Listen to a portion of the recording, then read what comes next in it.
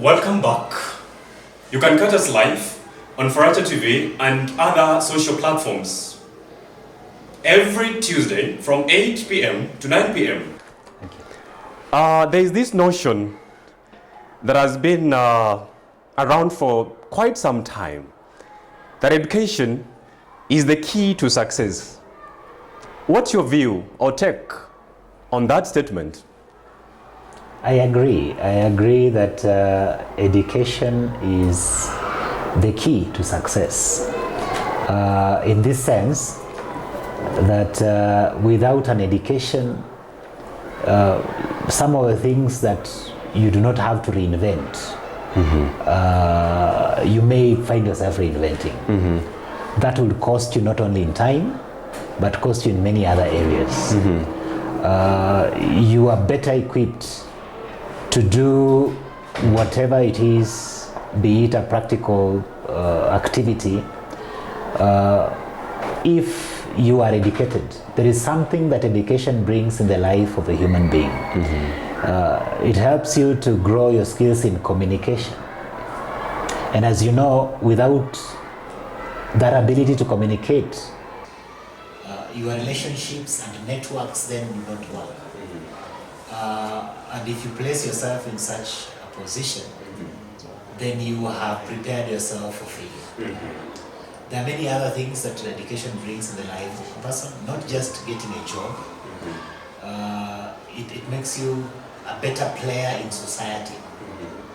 Opens up new abilities to see things in perspectives that are not common.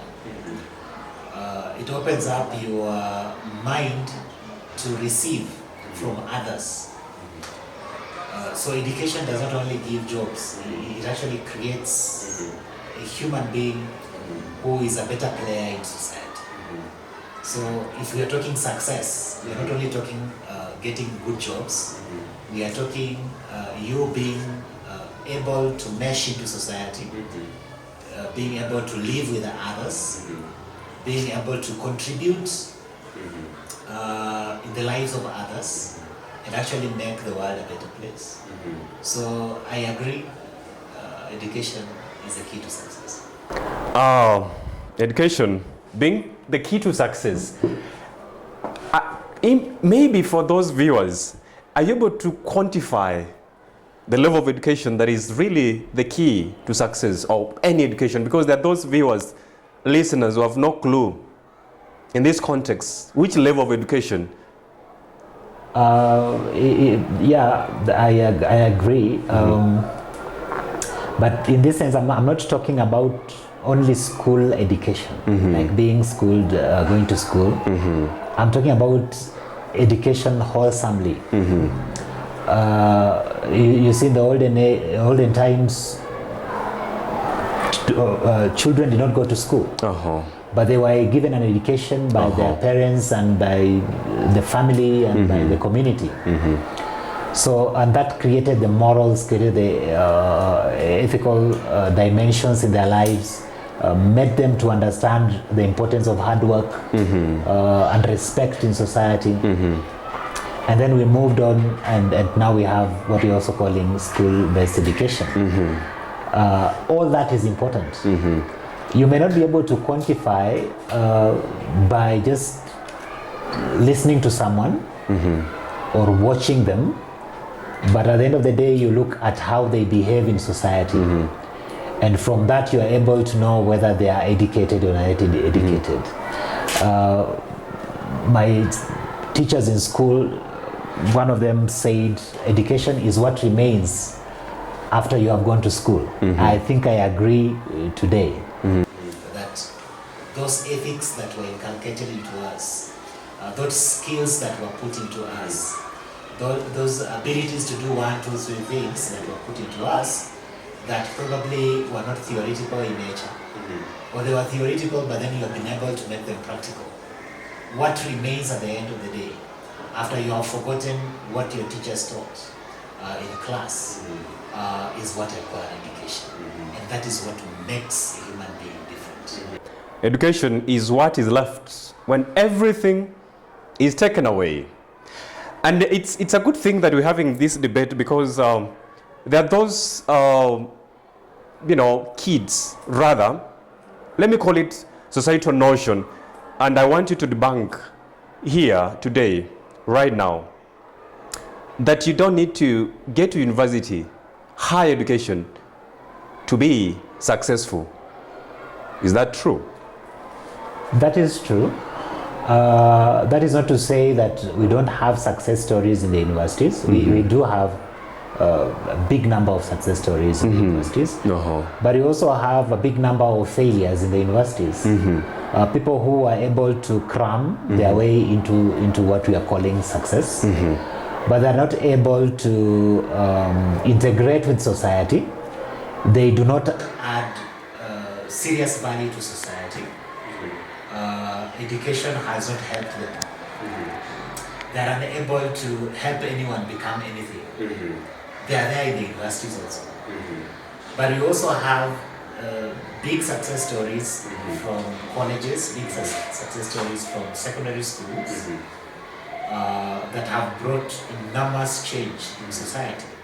They have contributed in a very wholesome way to growth in many areas of society.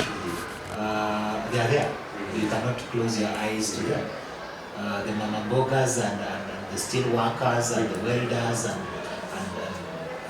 leaders, some who have never been to university, but have brought a whole lot of change into people's lives. So it's not just about higher education. It's about what remains at the end of the day when you've gone to school. Because yes, you may have gone to to the university, but nothing remained. And someone may just have made it to secondary school and has a whole lot of wisdom to share. So that needs to be understood. Yes. A good point. That means that a measure of success is not the level of your education, but what remains when everything has been taken away. And now when you get to campus, you'll find many young, lost for lack of a better term, students joining there who feel that life isn't going to be easy, away from home, away from their comfort zones. What is that word of encouragement, advice that you wish to share to them? Life has never been easy for anyone. Anything that is easy usually does not add much to anyone's life. I will tell them to pull themselves up by their bootstraps, suck it all up like everyone else is, have a focus in life, and pursue those ambitions that they have in them. Because God has created us all with ambitions and desires. And they can be fulfilled in this campus environment. It only takes discipline, it only takes focus for you to be able to achieve that which God has created you to be. So I encourage them. Sit down, do an interrogation of self, discover that which is important, and pursue it. Everyone else is doing it. You owe it to society to do your bit. Yeah. So as much as university is tough, should they quit?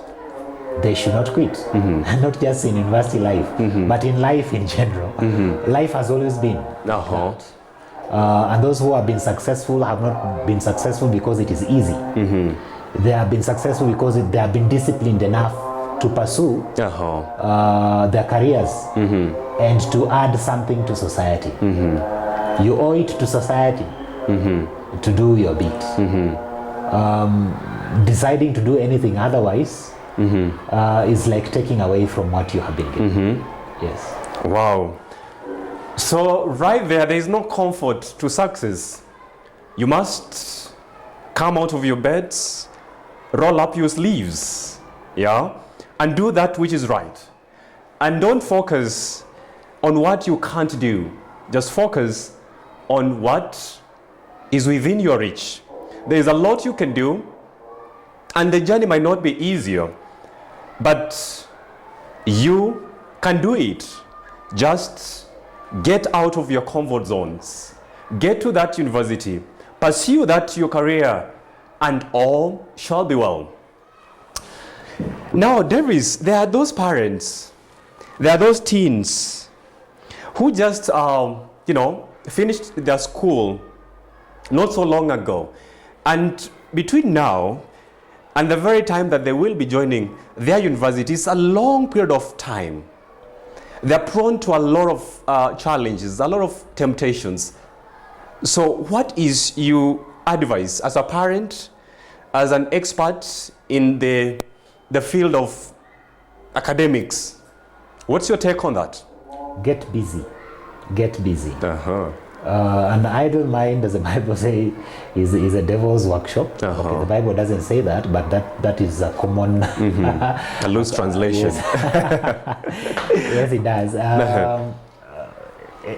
Spending time idling will not profit you in any way. Sitting down and deciding on what you want to do with your life will be a lot more productive. Sometimes you find that in your chosen career path, you need to have some additional skills. This is the time to pursue those skills, training in those skills. Read books in those areas that you are deficient, so that then you are able to perform a lot better when the time comes for you to join university or college. There are many opportunities for this kind of thing that I'm talking about. You need skills in driving. Opportunities for driving are there. You need skills in communication. You can do short courses in communication. There are certificate courses that you can pursue, 6 months courses in skills that then would benefit you later on in life.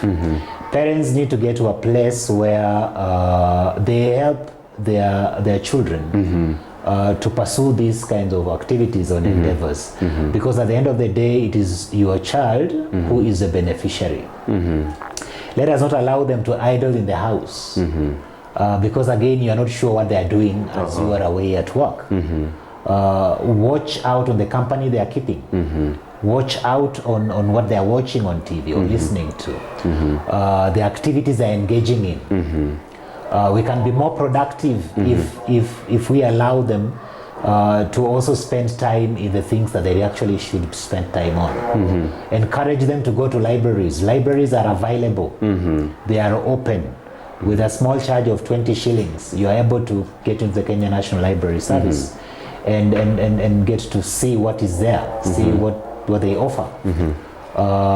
We have conferences that they can attend, workshops that they can attend to grow.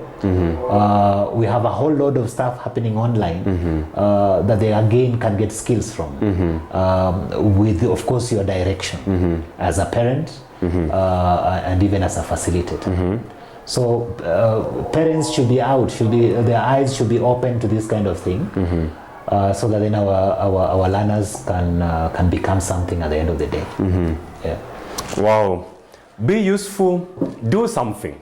Those are the words from Davis Mtaki. And still, a quick rejoinder on the same. There are those learners and parents who hold the view that they're done with school, high school is their time to rest. What's your view on that? No, we never get to rest. We never get to rest.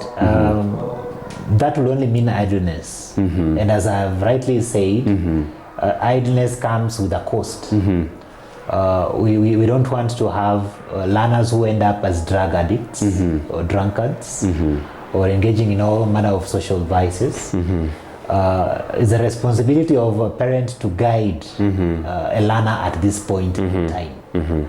Parents should step up and be able to help our learners actualize their dreams by helping them to move step by step towards their career goals. Yeah. Wow, so basically you're encouraging the learners to be productive. Yes. Clarion call to all learners who think that after school is the time to rest. No, You must go out there and be a man. Go out there and be a lady. Ask yourself, what can I do to make this society a better place? The words of Mother Teresa once said that as a young person, if you go into a dark room, you don't complain. You take a candle, you light that candle, and ask your neighbor to do the same. Behold, the entire room will be consumed in light. So as a young person, ask yourself, I'm done with high school. Should I sit back? No. Ask yourself, what can I do to make this society a better place to be? Now, Davis, there is this whole thing. If you collect data, most people are saying we prefer the old system of education versus the new. What's your take? What is the future of the Kenyan education system? I don't want to cast aspersions or assumptions on what people feel about this education system. But from what I know of the CBC system, it is a good system. Supported by government, supported by correct allocation of resources. This is a system that will help our learners not just to be people who have a lot of theory, but people who actually can be employed and can perform and can become something. It's a bit costly. I believe that is where the story is coming from, because the other system was not that costly as compared to the CBC system. But this is still a good system. I think parents and other stakeholders need to sit down and find a way through which then we can facilitate all that we need to facilitate in the CBC system. We have already moved, the train has left the station. The last standard 8 children did their exams and we are done with that now. We are wholly now with the CBC, we can't go back. So a wise person will simply say, look at what you have now and see how best then you can work with it. This is a new system, it's a good system. We just need enough teachers, we need enough books, we need enough funding for the activities that the CBC involves, and then we'll see results. So I encourage us to continue. It is well. Wow, it's well.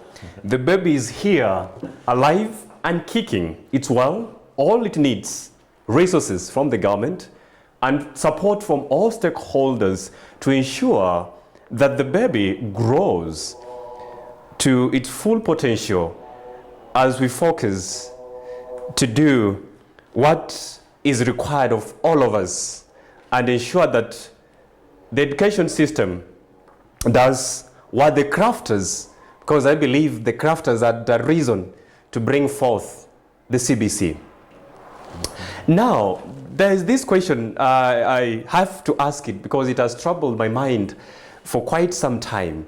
We have those young teens heading to universities. They have no clue to make a very simple meal. What's your take? They're going to be alone. A lone ranger away from the parents. What's your take on the same? Who didn't do their work well? The parents. The parents needed to have taught them some of these very basic skills. And that is what I meant when I said that between high school and the university, there is a period in which these learners can learn some skills. They can learn to cook. They can learn to wash for themselves. They can learn to do 1, 2, 3 things. And again, probably if they're going abroad, it's a requirement that they should be able to drive. This period is available for them to learn. And as parents, we need to be at the forefront in ensuring that we don't waste time, but that we allow these learners to grasp a thing or two as pertains skills, because they will not only use those skills in the university, but even in their lives after the university. So it's not a waste of time. It's a good thing to invest in these things. So they need to learn in good time. Oh, they need to learn in good time. So, as we almost about to come to an end, now that they're heading to school, these young innocent people, what is the best way they can be advised so that they can be able to coexist in a new environment away from their parents? Because some of them are scared. We have offices in the universities, especially in the universities and colleges, that have been created specifically to help with student integration. They are able to assist them. We have counselors in colleges and in the universities that are able to speak to this new entrants into colleges and universities. We have a student body, again equipped to be able to welcome and help them integrate. And so there is no fear. Others have been there. They have integrated, so you will not be alone. And again, you're not joining the university or the college alone. You're quite a number of people. And so if others can do it, you can also do it. So it is okay. The universities have struggled, like in St. Paul's University, to create a conducive environment, a friendly environment for new college entrants. And we have provided opportunities for even foreign students to be able to integrate into our society and be able to know how to move around. So those offices are there, alumni offices there, the foreign foreign students' offices there. They can always visit those places and be advised on how then to operate in campuses or in colleges. So it is okay. They are secure spaces for our learners. So it is well. They should not fear. It is okay. Yes. On the same, there are those universities that have been tagged as the hub of drug abuse. What's your take on the same? Because I think a number of parents get scared that, if I let these young girl get to campus, they're going to be corrupt. So I have to allow them study within, near home. What is your take on the same? That may not be based on the statistics that we have, because it has been discovered that drugs are right at the doorsteps of our houses. Pupils in primary school have access to drugs. Secondary school pupils have access to drugs. So drugs are everywhere. So you cannot say that it's only in the universities and in colleges where drugs are.